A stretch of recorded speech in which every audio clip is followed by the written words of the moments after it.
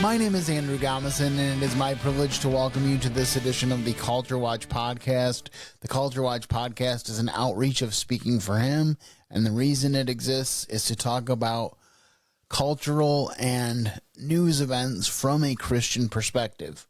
And I think that this is so important because every news item or political item that we face has a moral implication. And so I think it's important for us to be able to discuss these issues in a respectful manner, in the public marketplace, in a way that brings honor and glory to the Lord Jesus Christ. And so I'm so thankful for everyone that joins me for this podcast, and I hope that you will find benefit in it, and that if you do, you will share it with your family and friends. So now, without further ado, let's look at news for the week of April 13th.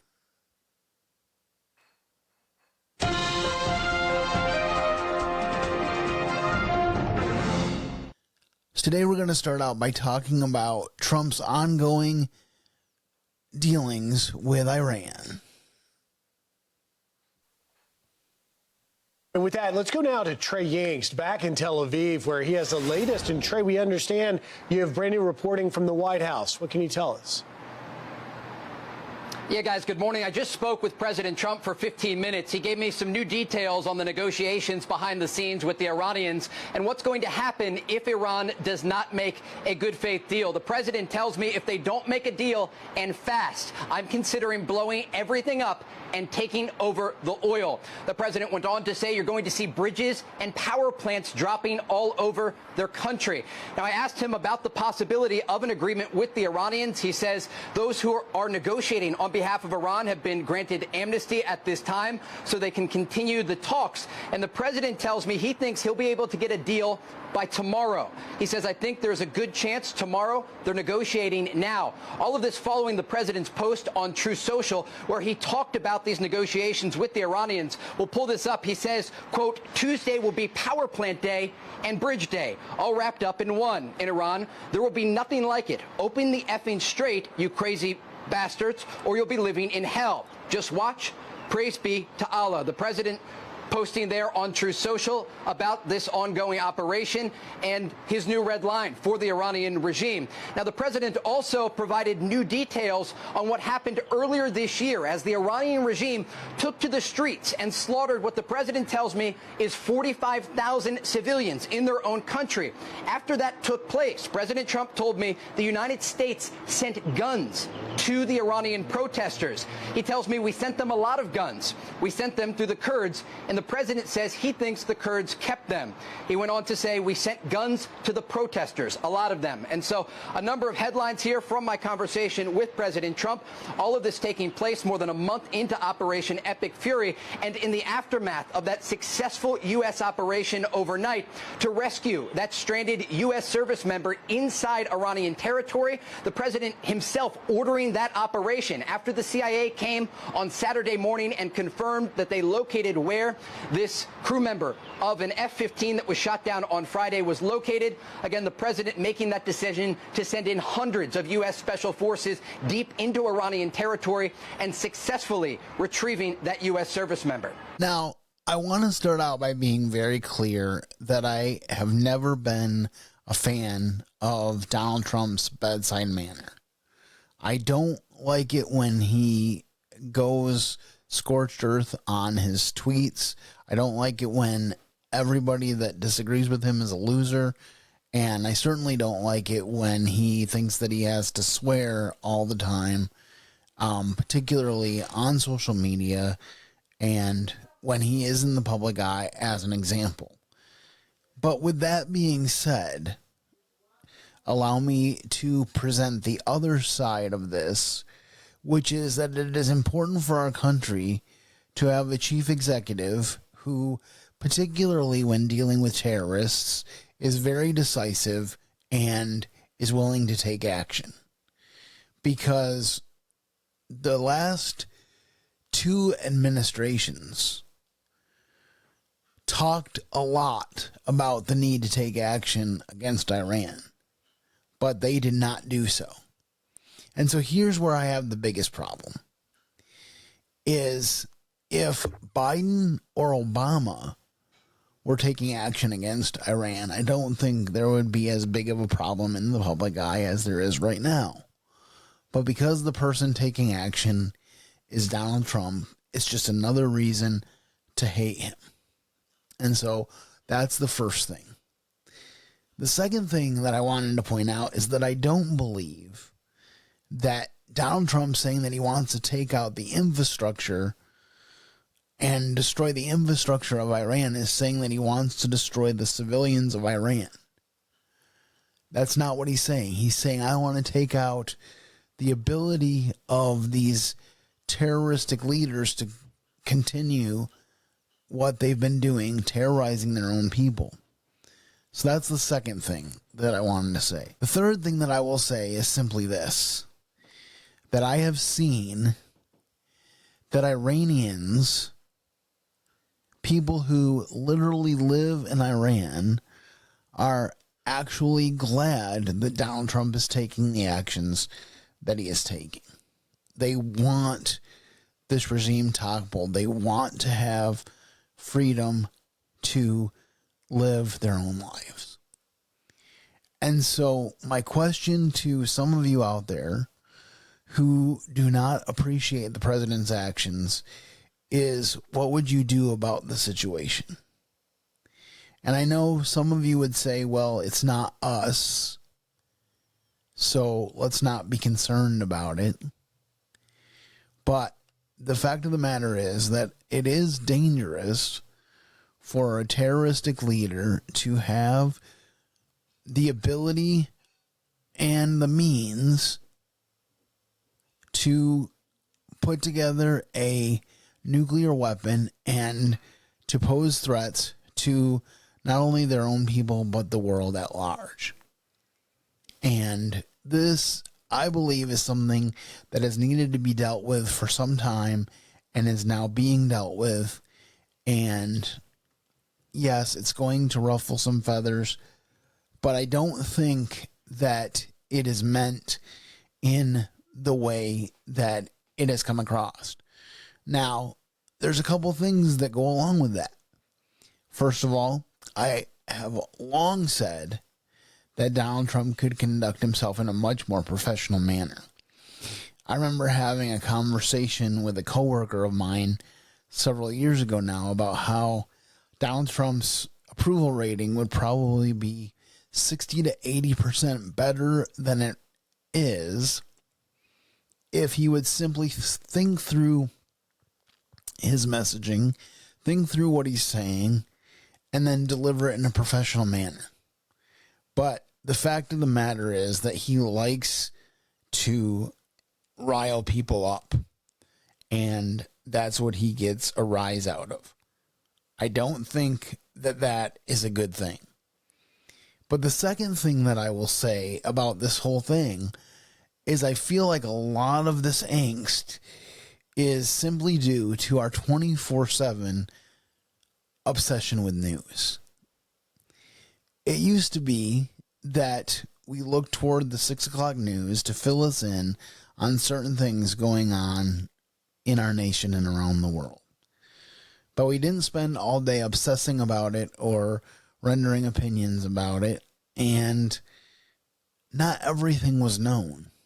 And now, 5 seconds after something happens, it becomes known, and people think they automatically have to render an opinion about it. And it just becomes a big fiasco where it was never intended to be that way. I don't think that the American people need to know everything that their country is doing, especially on a military level. I'm not saying that a military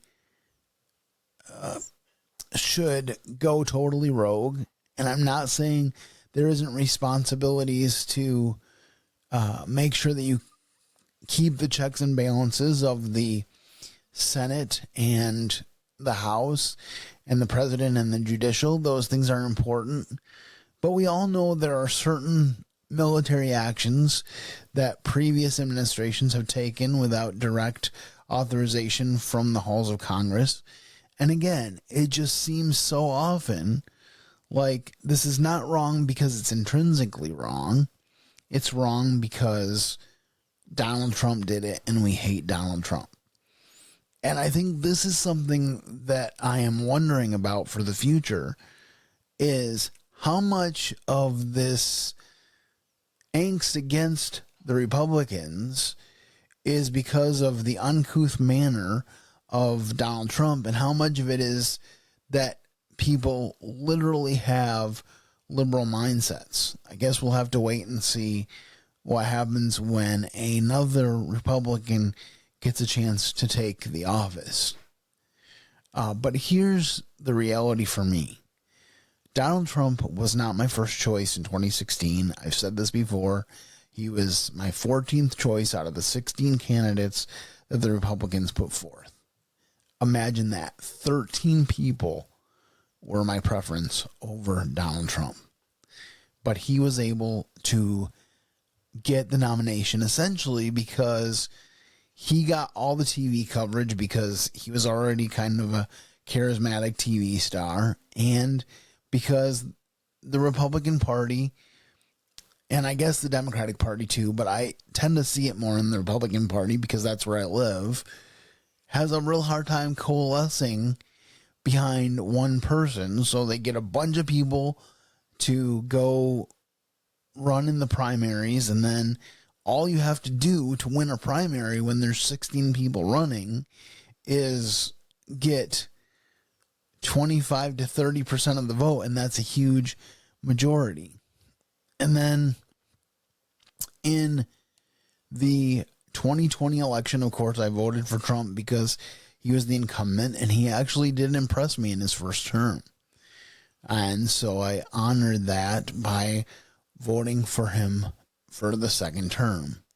For the third term, I voted for Florida Governor Ron DeSantis in the primary. I did not, once again, choose Donald Trump as my president of choice in the primary. When I had a choice among Republicans to vote for someone else, I did.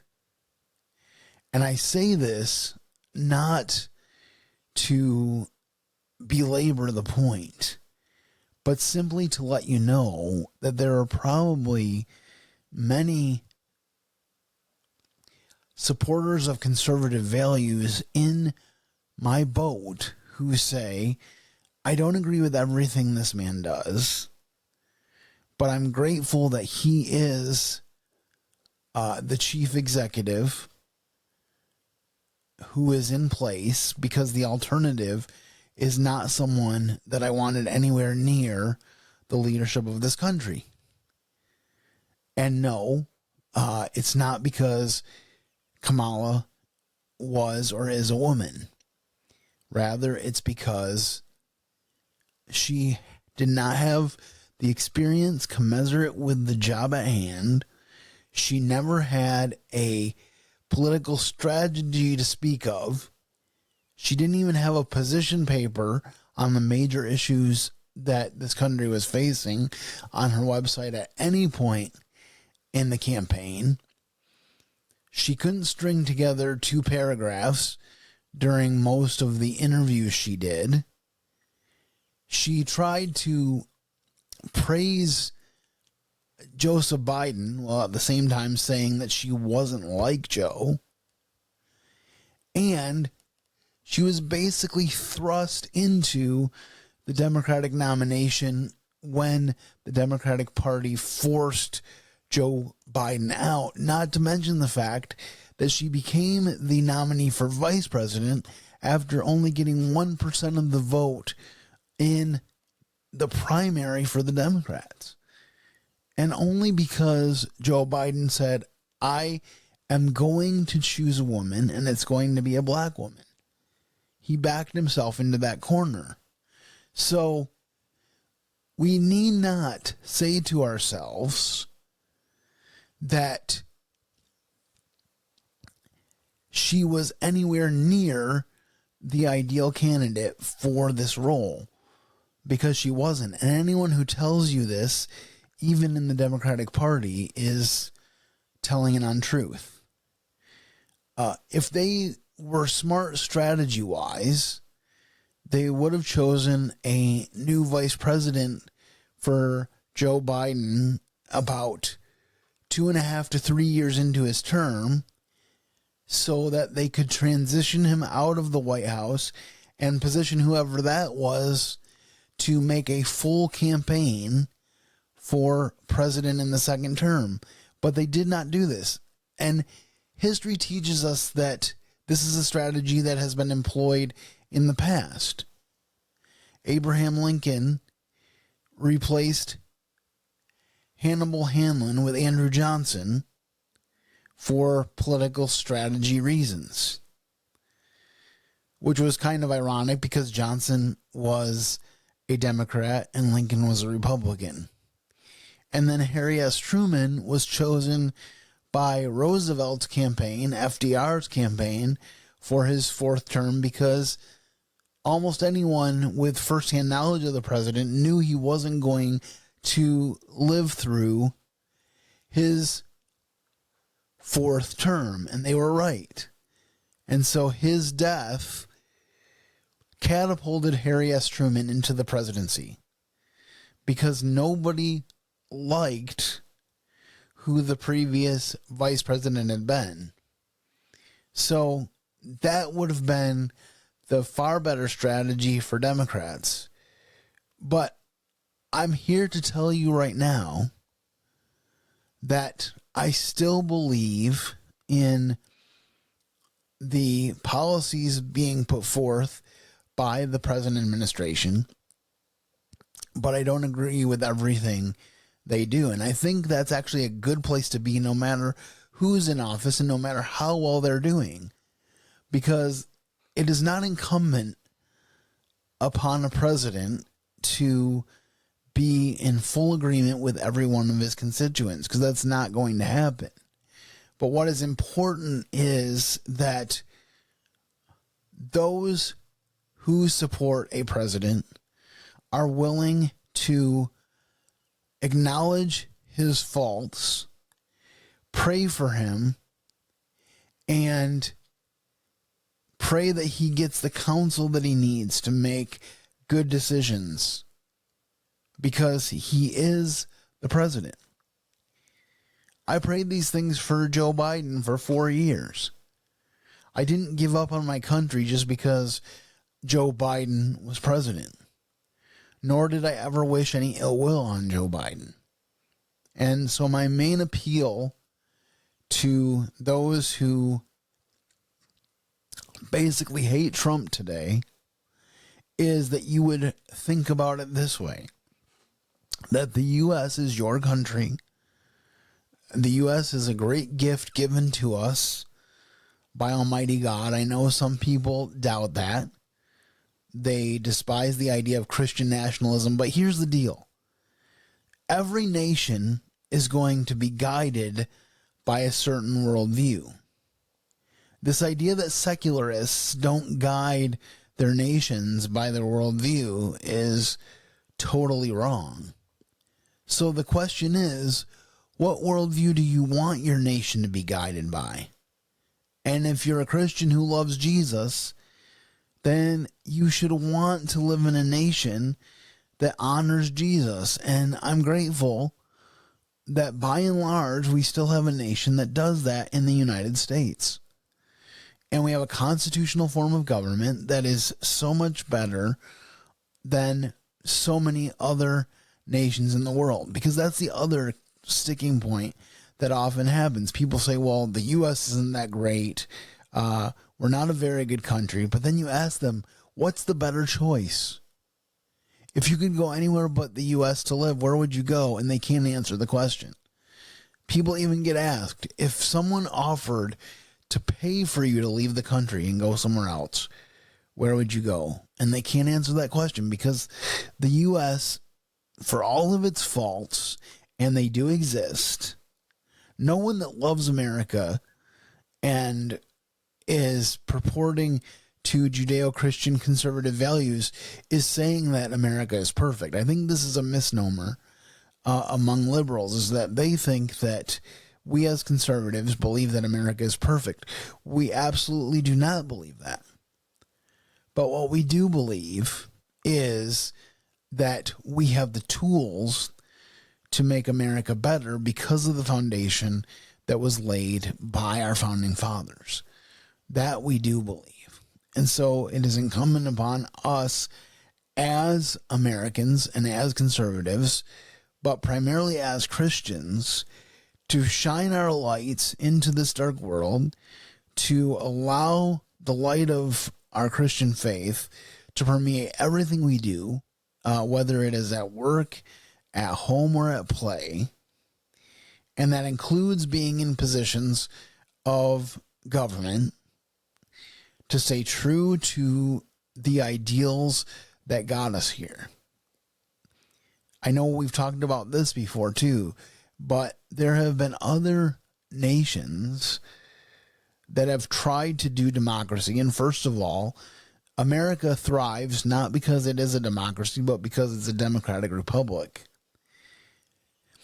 But second of all, one of the key components to democratic society is personal responsibility. And America was founded on the idea that Americans would choose to do the right thing because it is the right thing, and would choose to do those things which enhance the society and welfare of everyone that is around them. So these are key things for us to remember as we pray for our president. And the other thing that my brother pointed out as I was discussing this issue with him is that a lot of people are upset about Trump's profanity-laced tirade, and I've already said I do not approve of it. But a lot of people who are upset about it have their own profanity-laced tirade when talking about it. So how is that any better? That is something for all of us to consider. Well, the next story that I want to share with you is some exciting news, and that is that the University of Michigan has just won their second NCAA basketball title. Wolverines. Smith, length of the floor, layup doesn't go, ball knocked around, flung down the floor, Caravan trying to track it down, and he will. And it's over! Hail to the champions! Hail to Michigan! For the first time in 37 years, the Wolverines win the national title. An unstoppable force in this tournament. 69-63, the final. Michigan is a machine, and they're the national champions. I know Grant had them early in the year. I did against Wake Forest. What a distance they have come. Amazing. Unbelievable. Most consistent, most dominant team all season. And they showed tonight they can win ugly, too. And the wait is over for the maize and blue. And that ends the streak for the Big Ten. First NCAA title since 2000, Michigan State.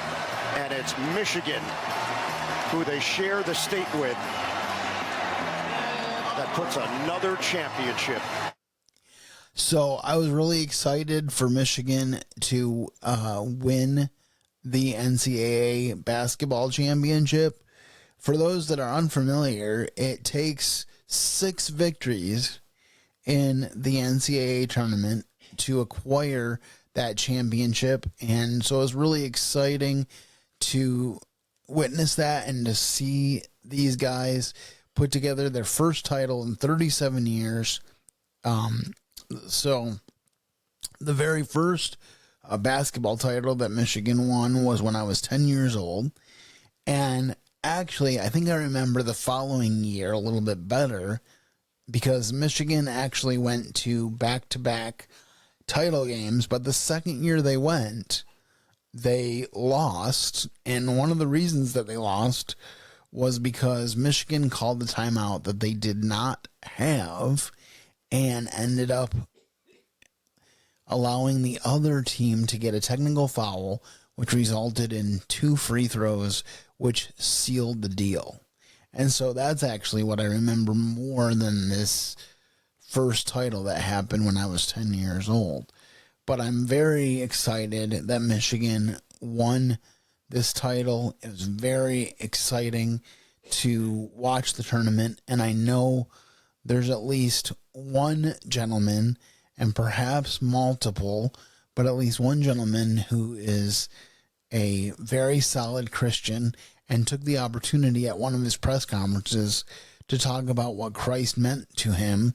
And so I'm grateful that he was given the platform to share his faith. And I'm just excited as a sports fan that Michigan has yet another national title.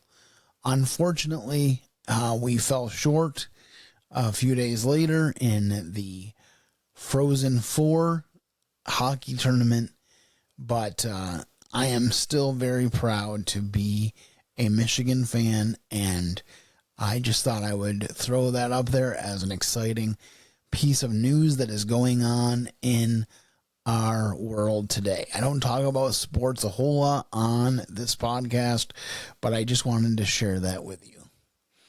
And now, as I wrap up the show, I just want to thank you again for listening. I truly appreciate each and every one of you. And if you want to share your comments, questions, and concerns, you can certainly do that with the contact information that's about to roll at the end of the show. But before I say goodbye, I wanted to share with you a very peaceful and amazing rendition of my father's favorite hymn, The Old Rugged Cross.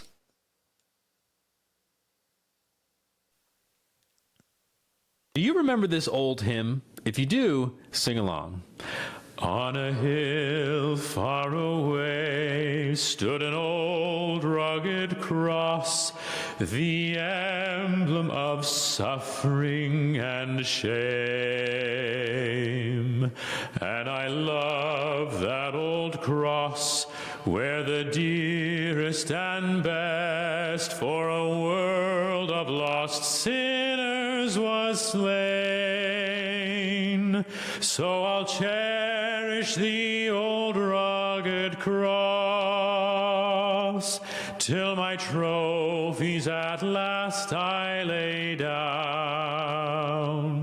I will cling to the old rugged cross and exchange it someday for a crown.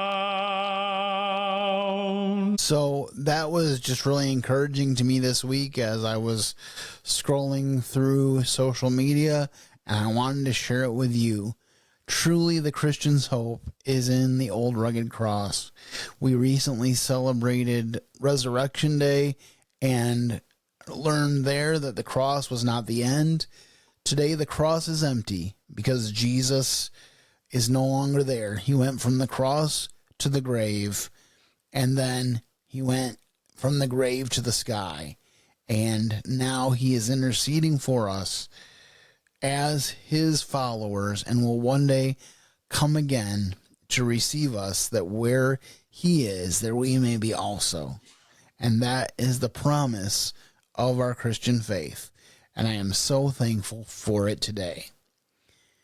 Well, that's all I have to share with you on today's edition of the Culture Watch podcast. If you enjoyed and were benefited by this podcast, once again, might I encourage you to share it with your family and friends. Maybe you pick 3 to 5 people who have not experienced the ministry of Speaking for Him yet. That would be a great way to grow the reach of the ministry, and I would be so grateful. Again, if you have any feedback for the show, please share it with the contact information that's about to roll. And with that being said, have a great week. And as always, keep serving the best of masters.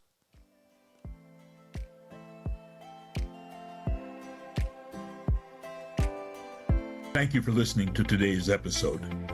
Your host has been Andrew Gommesen, founder of Speaking for Him. For information on today's show and to leave us comments and voicemails, please visit Speaking for Him. That is speaking numeral for him.blogspot.com.